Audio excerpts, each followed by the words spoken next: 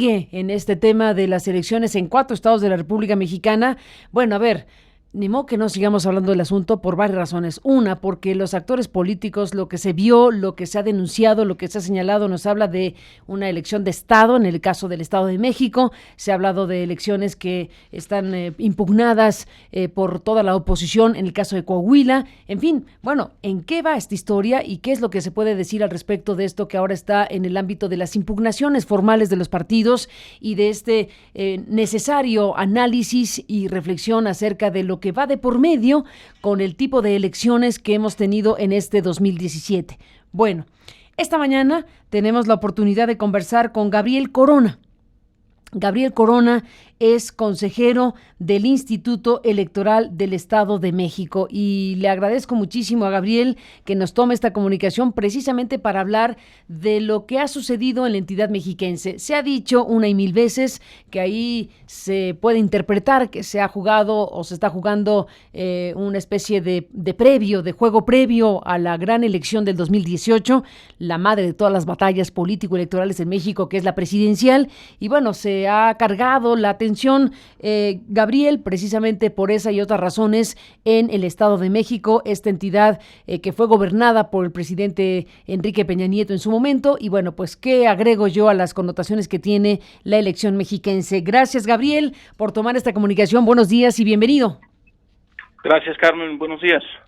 Bueno, empiezo con esto, empiezo diciendo lo que muchos han dicho, que la elección del Estado de México es una elección de Estado, con lo cual se da a entender que es una elección en donde hubo demasiada intervención indebida de diferentes factores y poderes.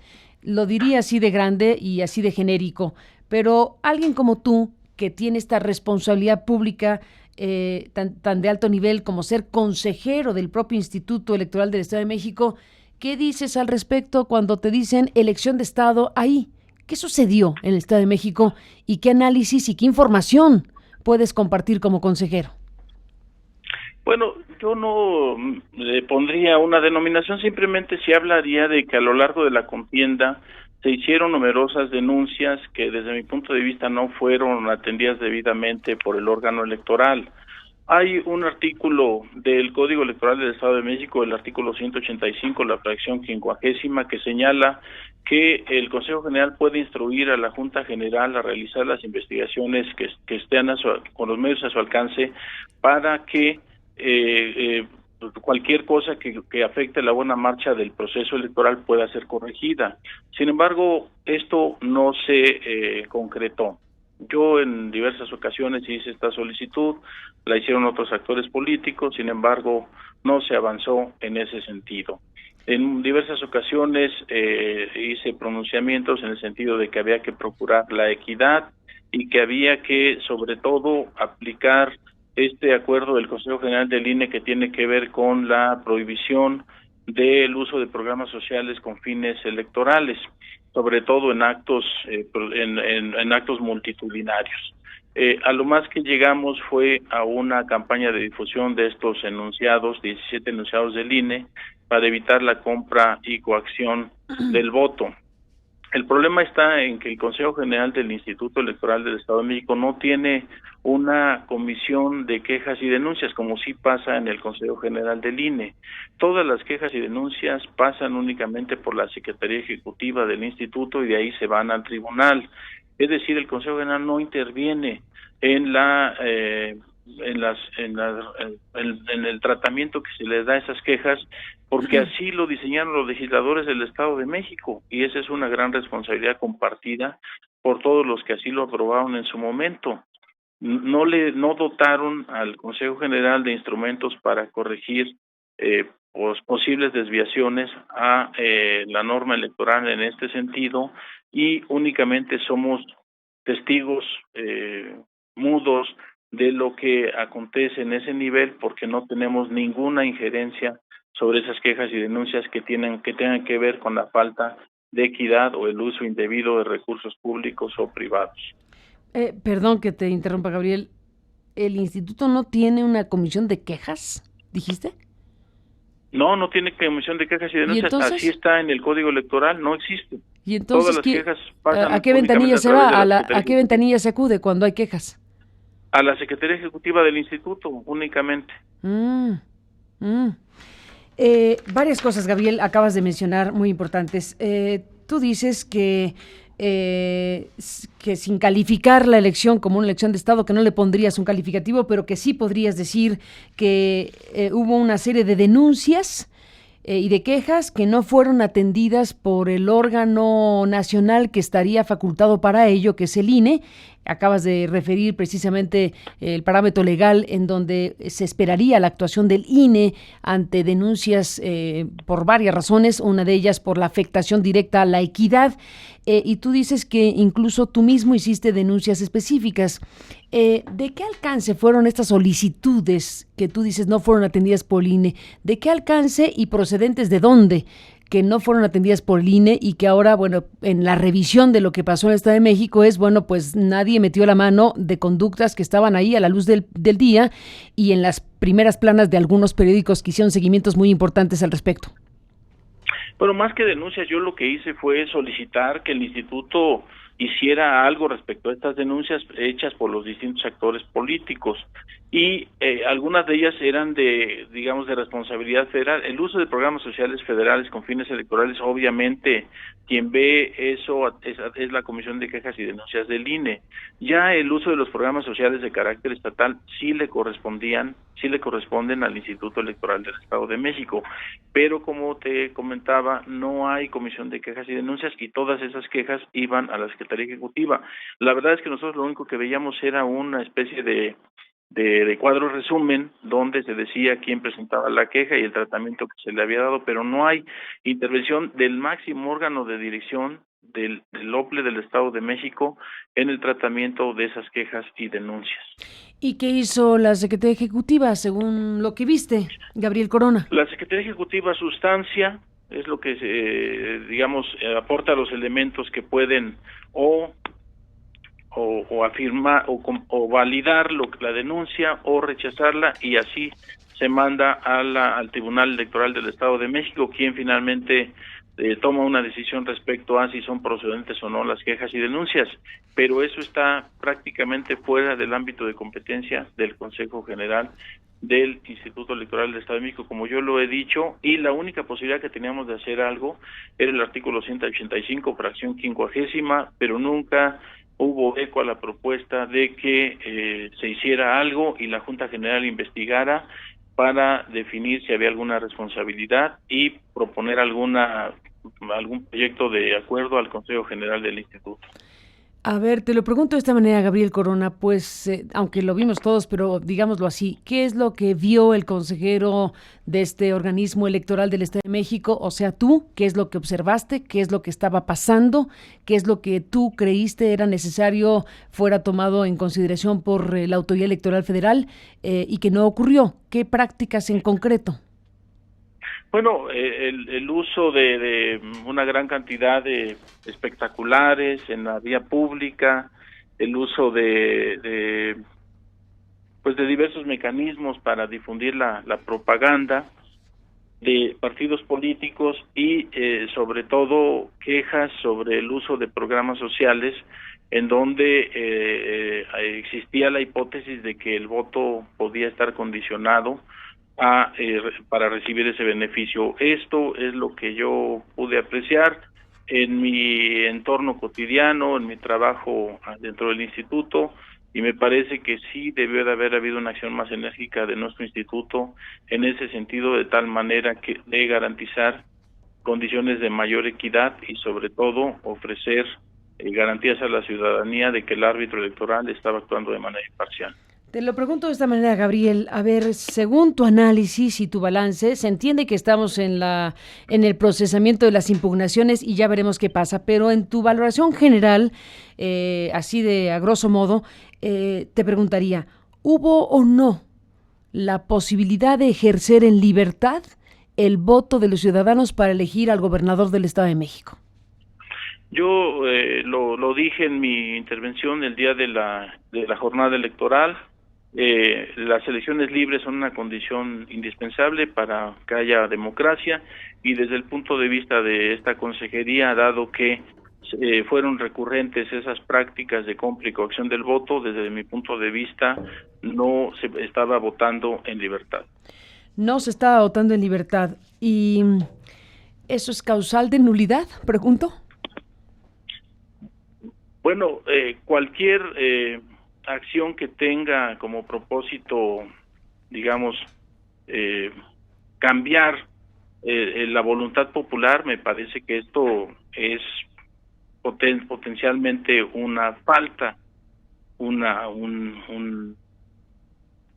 violación a la ley, pero nuestro sistema electoral pues señala la obligación de que deben de aportarse pruebas en ese sentido. Uh-huh. Y yo no sé si los partidos políticos, que son los que sí tienen una estructura en todo el estado, pues tengan las pruebas para acreditar esto que desde el órgano central se percibió como una práctica recurrente.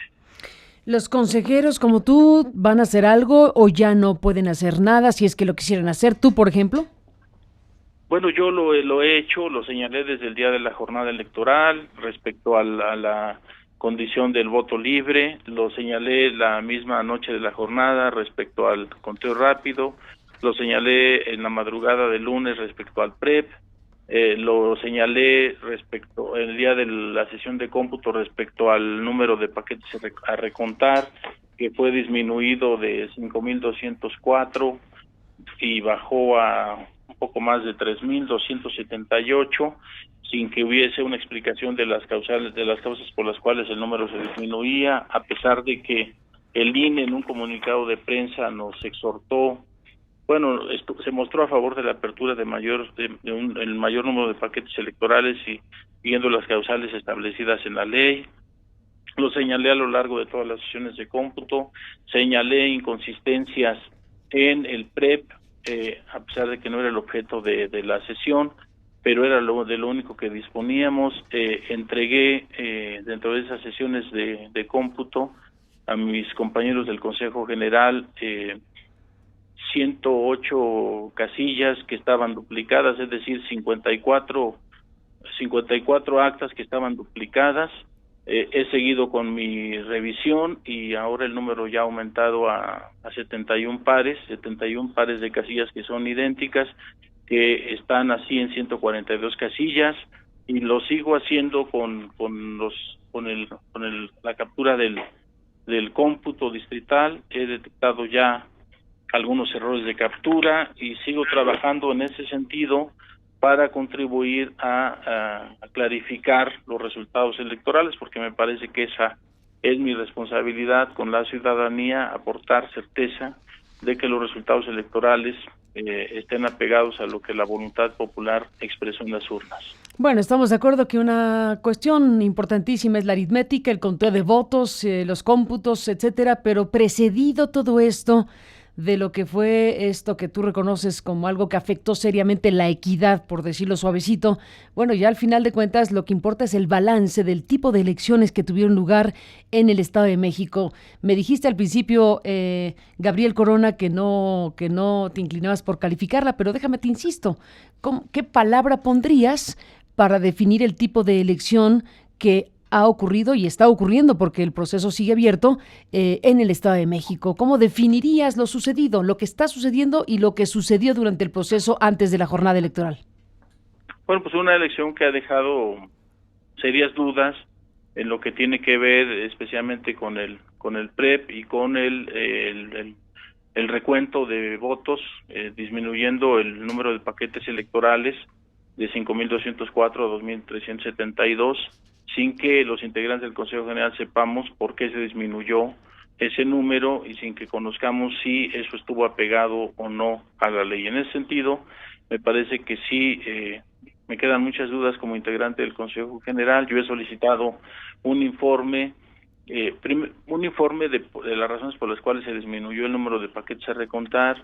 He solicitado también una auditoría integral al PREP y he solicitado que la Contraloría del Instituto investigue a quien haya que investigar sobre la posibilidad de que haya alguna responsabilidad, alguna acción dolosa de parte de quienes realizaron estos trabajos para que, de ser el caso, se les sancione de acuerdo con nuestra normatividad.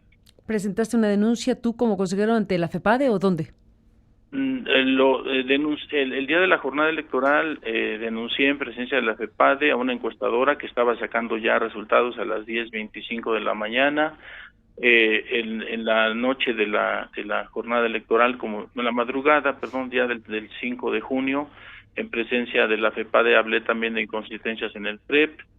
Ellos, quienes estaban ahí, tomaron nota, y yo sobre estos errores en la captura, estas inconsistencias, ya he turnado a la Contraloría Interna del Instituto la solicitud de que se investigue la actuación de quienes estuvieron realizando estas actividades, tanto en el programa de resultados electorales preliminares como lo haré, porque este caso todavía no lo termino, en el caso de los errores de captura en los cómputos distritales. Estás enfocando tu revisión, Gabriel Corona Armenta, consejero del Instituto Electoral del Estado de México, en los 5 distritos que ha dicho Morena son los que dan materia para una investigación. No. Yo no me guío por lo que diga Morena. Yo he realizado una investigación completamente independiente.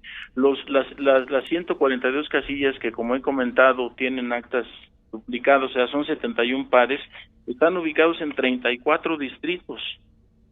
Es decir, yo no me he concentrado en esos 5 distritos, ni siquiera recordaba ese dato de tantas cosas que se han dicho. Uh-huh. Yo he realizado una investigación desde mi oficina y únicamente buscando que no haya actas duplicadas que pudieran tener algún efecto sobre el recuento, porque el acta PREP es una copia del acta que se usa para el escrutinio y cómputo, y se supone debe tener los mismos resultados porque es una copia. Sí. ¿Y en qué vas con la revisión? Si uno encuentra que es una copia y esto puede ser tomado también para el escrutinio y cómputo, entonces uno se puede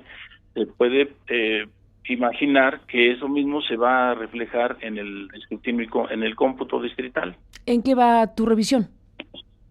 ¿Mande? ¿En qué va tu revisión? ¿Estás revisando y qué has obtenido de la revisión misma? ¿Puede ser un reporte preliminar de lo que llevas?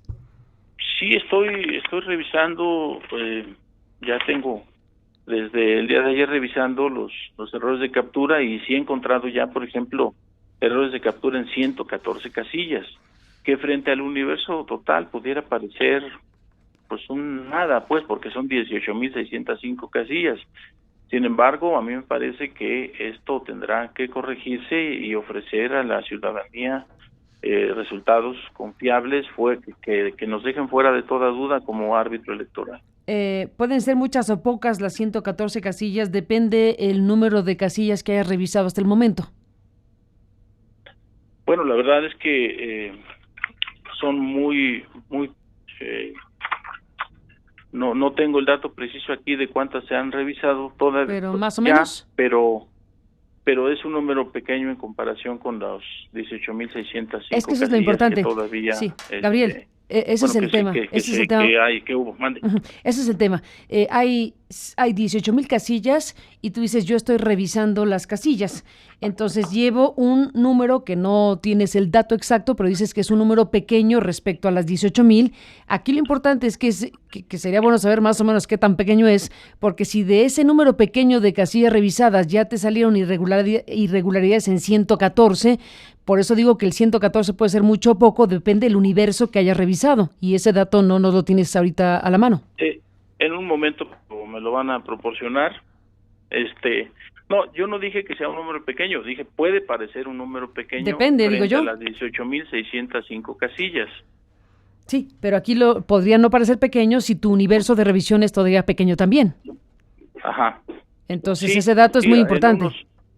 En unos momentos más ¿Nos das el dato? Proporcionar el dato aproximado de cuántas casillas. Perfecto, nos debes ese dato porque seguimos hablando del tema en un momento más. Estaremos con Bernardo Barranco, en un momento más estaremos hablando del tema del Estado de México, pero para cerrar esta charla, a reserva de que nos des este dato, Gabriel Corona, de lo que estás analizando y revisando de las casillas directamente del Estado de México, dime una cosa, sobre otros elementos que se han dicho en estos últimos días de presuntas irregularidades. Por ejemplo, oímos a Jade Kopolevsky en una entrevista que nos dio aquí mismo, hablar de que la tinta se borraba de inmediato. ¿Eso lo pudieron verificar? Si efectivamente la tinta utilizada no tenía las características necesarias para permanecer en la piel, por un lado, y por otro lado se hablaba de que los crayones que se usaban normalmente para cruzar el logotipo de algún partido no eran crayones, sino se hablaba de algo que también era susceptible de ser borrado. ¿Eso lo pudieron constatar? ¿Lo pudiste ver? ¿Eso es cierto en la práctica?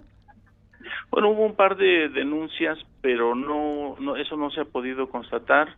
Tendremos que hacer el ejercicio de que las pruebas que nos haga nuevamente la Escuela Nacional de Ciencias Biológicas del Politécnico Nacional, pero esto ha ocurrido siempre en las elecciones y hasta no ha sido un problema generalizado, eso sí lo tengo que reconocerlo. De los crayones nadie denunció nada acá en el Consejo General, sí lo hicieron de la tinta indeleble, una o dos denuncias. Y regresando al dato que me habías pedido, no se han visto ahorita, es que no lo estamos haciendo así, se está haciendo un ejercicio rápido, pero no hemos llevado una estadística de cuántas llevamos, pero no son más allá de 4 o 5 mil casillas las que se han revisado hasta el momento. Entre 4 y 5 mil casillas de un universo de 18,000 casillas y de las cuales... 605. Sí, a ver si te doy bien déjame hacer el resumen y me dices si estoy correcto. Dices, ahora ya nos das el dato, has revisado como consejero del Instituto Electoral de Estado de México entre 4 y 5 mil casillas de un universo total de cerca de 18,000 casillas, 18,600 casillas, y de esa revisión de entre 4 y 5 mil casillas han identificado algún tipo de irregularidad en 114 casillas. Errores de captura en 114. ¿Qué tan graves los errores de captura? Sí, se cargan datos de un partido en el que está al lado y pues eso provoca obviamente que los resultados puedan ser diferentes. Pero lo que sí quisiera aclarar es que ahorita estamos buscando con unos parámetros. No hemos buscado con todos los parámetros, es decir, estamos buscando con ciertos indicadores, pero la búsqueda puede ser mucho más exhaustiva, pero eso no estoy seguro siquiera de que lo podamos llegar a realizar, dado que son tantas las posibilidades de búsqueda entre estas 18,605 casillas que pudieran realizarse otros ejercicios que arrojaran otros resultados. ¿Qué tanto impactó, qué tanto uno puede calcular que impactó en el proceso electoral del Estado de México el asunto de recoger las credenciales?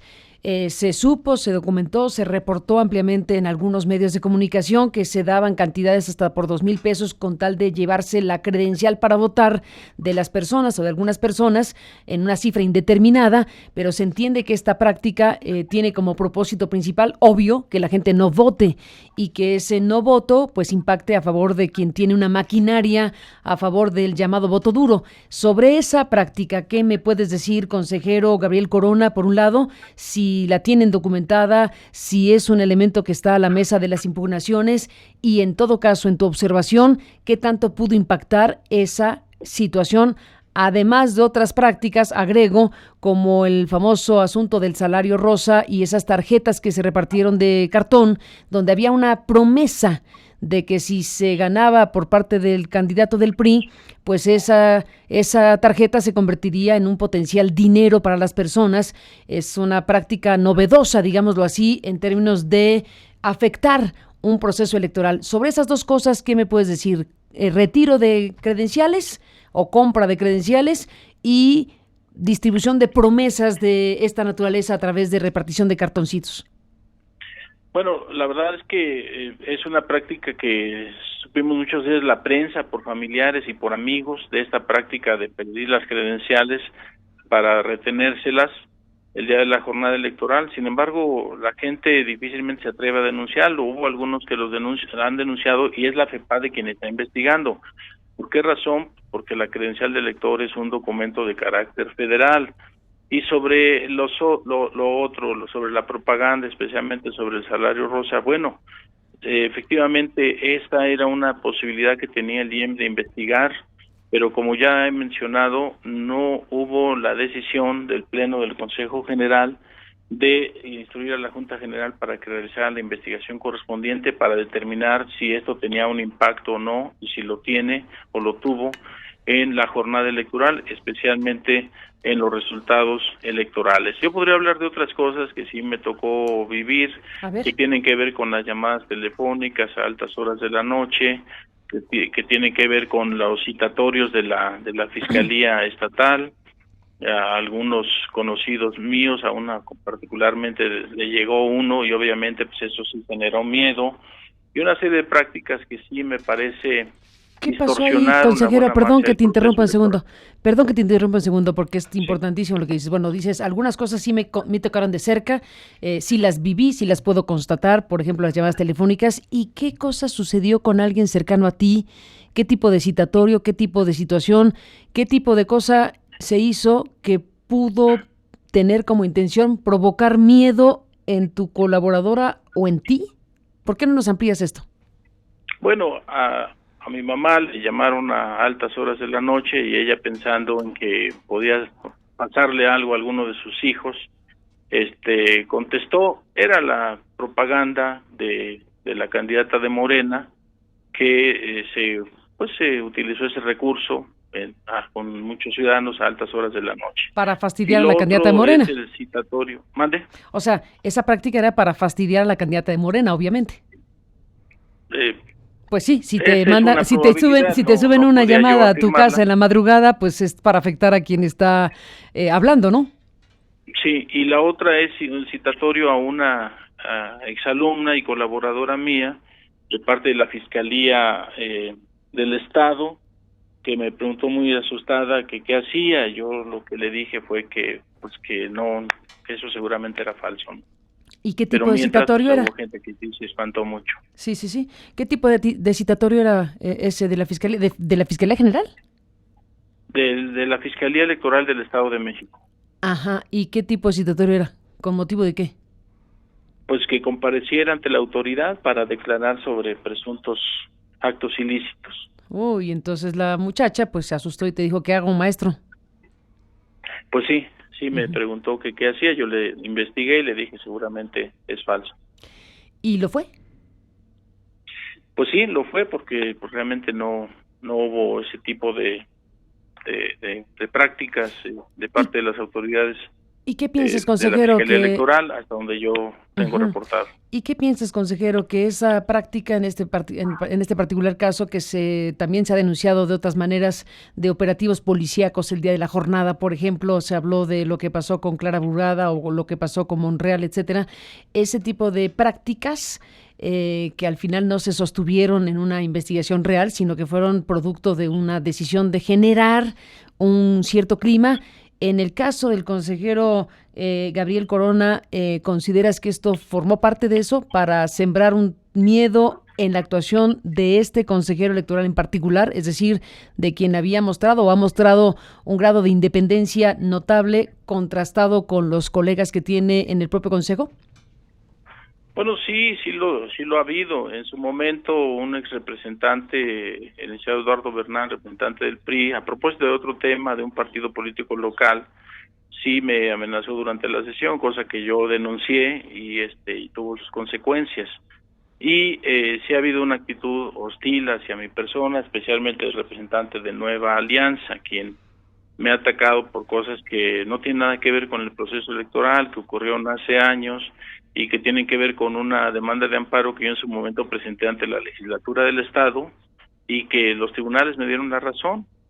Ahora él sostiene que yo por ese hecho pues no tengo ninguna calidad moral para hablar. Yo pregunto si quien acude al tribunal para demandar una pensión alimenticia o un despido injustificado, o él mismo como representante de un partido que van ante el tribunal y les da la razón por ese hecho, digo yo, no tienen calidad moral. Yo pienso que sí, para eso son los tribunales, pero sí he vivido una actitud de ataque hacia mi persona, y eso obviamente pues ha buscado infundirme temor, pero yo, como lo he dicho ahí, eso no me intimida y no me va a detener en señalar lo que yo considero que es necesario señalar y lo que tenga que ver con cualquier inconsistencia ocurrida durante el proceso electoral. Y en lo personal, yo cuando traté de votar en Toluca, porque yo resido en Toluca, fui a 3 casillas especiales y lo que encontré sí fue casillas llenas sobre todo de policías estatales y de personas del magisterio estatal, por lo cual después del tercer intento y viendo las largas filas de votantes, preferí regresar a mi domicilio en Naucalpan, donde no encontré a nadie informado, y entonces pues llegué y voté directamente y regresé a Toluca para seguir cumpliendo con mi función. Uh-huh. Consejero Gabriel Corona, para cerrar esta conversación, bueno, quedan aquí varios asuntos importantes dichos respecto a lo sucedido y a lo que sucede en el Estado de México. Uno de los señalamientos que se han hecho de los críticos sobre el proceso mexiquense es que la autoridad electoral, tú formas parte de ella como consejero, la autoridad electoral está cooptada. ¿Qué dirías al respecto, Gabriel? Bueno, el Consejo General del INE tomó la decisión de integrar un Consejo General con las características que tiene, y han seguido una lógica que a mí me parece no es la más adecuada. Han procurado que sea la propia burocracia electoral quien integre los órganos directivos. A mí me parece que eso rompe con el modelo anterior, que era el de ciudadanizar los órganos de dirección, porque esto garantizaba que llegara gente de la academia, de las organizaciones de la sociedad civil, del mundo empresarial, de los intelectuales, etcétera, a órganos de dirección en donde no había, digamos, un antecedente previo. Eso garantizaba mayor independencia, pero eso el Consejo General del INE decidió modificarlo, y la tendencia ha sido a integrar con gente con mucha experiencia electoral, súper especializada, pero que no tiene una trayectoria fuera de los órganos electorales, y eso hace que a la hora de tomar decisiones, dado que su desempeño es dentro de los propios órganos electorales, pues esto, desde mi punto de vista, puede ser un factor decisivo a la hora de tomar decisiones. Es decir, no te atreves a decir cooptados, pero digamos que son más afines a estar, o son más proclives a algún tipo de sugerencia gubernamental. Es que la gente que viene de la propia estructura electoral tiene ya una cierta lógica en su actuación.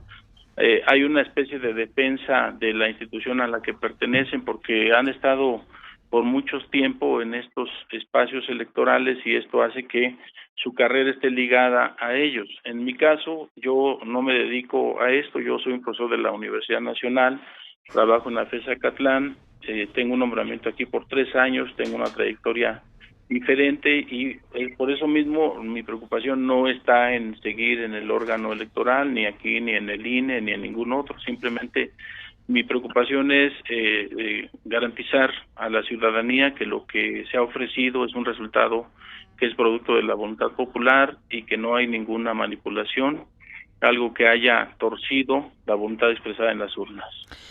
Para cerrar, Gabriel, otra de las críticas que se hacen en términos generales a lo ocurrido en 2017 tiene que ver con el modelo mismo. Se hizo una reforma electoral que generó una condición híbrida de responsabilidades entre el ámbito local y el ámbito federal. Y bueno, pues hay quien ha dicho que esto fracasó, que este modelo que se pretendió en su momento iba a arrancarle de las manos las elecciones a los gobernadores. Eso no ocurrió al final de la historia, y lo que tenemos aquí es algo que tendría que revisarse de nuevo. En tu experiencia como consejero electoral del Estado de México, ¿qué opinión te merece el marco legal a través del cual se realizaron estas elecciones en 4 estados de la República Mexicana. Bueno, efectivamente, ya se ha discutido mucho sobre esta relación de coordinación INE-IEM, y a mí me parece que el INE sí debió de haber tomado una actitud más enérgica frente a las funciones que tienen los organismos públicos locales electorales, particularmente lo que tiene que ver con el PREP. El PREP, la propuesta del INE era que fuera PREP casilla. Sin embargo, al final la mayoría de los consejeros del INE decidió que no fuera PREP casilla, y lo hicimos de la manera en que se había hecho siempre, y esto ha dificultado pues el que pueda haber una especie de PREP casilla espejo para poder contrastar las fotos que ellos tenían, ¿sí?, la imagen que tenían digitalizada y la que tenemos nosotros, para de esa manera esclarecer dudas, por ejemplo, respecto a estas casillas duplicadas. Si ellos tuvieran una imagen de estas casillas duplicadas, entonces sería muy fácil contrastar y decir cuál es la auténtica, ¿no? Pero el INE no quiso hacer este PREP casilla. Unos días antes había anunciado que haría una prueba piloto y al final no se hizo nada. Me parece que ahí se perdió la oportunidad de tener una especie de PREP casilla espejo por esta decisión. Y en otras cosas que tienen que ver con la coordinación, me parece que fue complicada, y esto le restó eficacia, por ejemplo, a la capacitación. A mí me preocupa mucho el número de sustituciones de funcionarios de mesa directiva de casilla, pero sobre todo me preocupa el que se haya alterado el orden en que debían ocupar los funcionarios de mesa directiva de casilla sus puestos. Por ejemplo, una de las actas duplicadas que yo revisé, de los 4 funcionarios designados, solamente estaba uno en el acta, pero eso no era lo sorprendente para mí. Había 3 que habían sido tomados de la fila, por lo menos no aparecían en el listado inicial. Lo sorprendente fue que alguien que no estaba designado y capacitado previamente aparecía como presidente, y la que estaba como secretaria se quedó en ese puesto cuando el procedimiento es que la secretaria debió pasar a presidenta y así sucesivamente, según como hayan llegado a la fila. Eso no se hizo, y me preocupa que eso haya ocurrido en otras casillas donde se tomó gente de la fila, que gente sin la suficiente capacitación haya ocupado cargos para los cuales no estaba designada y no estaba capacitada, y que eso tuviera sus efectos tanto en el escrutinio y cómputo de la casilla como en todo lo relacionado con la jornada electoral. Pues es parte de lo que ahora estás comentando, Gabriel Corona, en esta conversación con este programa de Noticias en Vivo. Para cerrar aquí, bueno, simplemente al escucharte se entiende que estás planteando que en el Estado de México, en estas elecciones 2017, entre otras cosas, el INE fue omiso frente a conductas aquí descritas. Tuvimos muchas reuniones con ellos y, por ejemplo, respecto al PREP casilla, en algún momento se dijo que se iba a hacer en el 100% de las casillas, después se dijo que no, y después dijeron que una prueba piloto, y al final no se hizo ya ni la prueba piloto. Desconozco las razones por las cuales hayan tomado esa decisión, pero me parece que esta decisión de no hacerlo,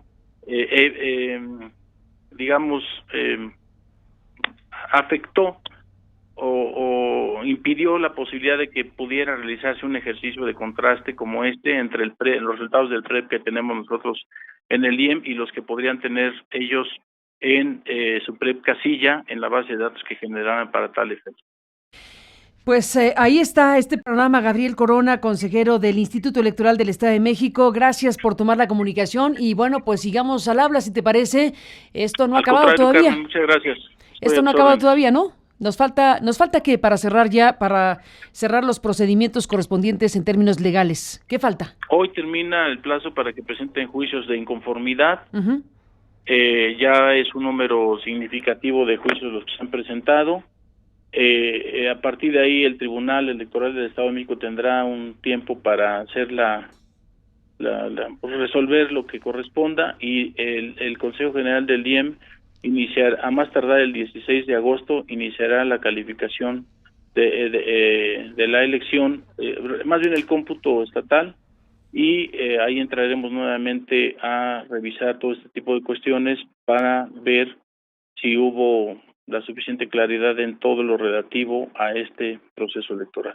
Pues estaremos al habla siguiendo todo este proceso. Gabriel, gracias por tomar esta comunicación y seguimos en contacto si nos lo permites. Buenos días. Muchas gracias, buenos días. Buenos días al consejero del IEM, Gabriel Corona.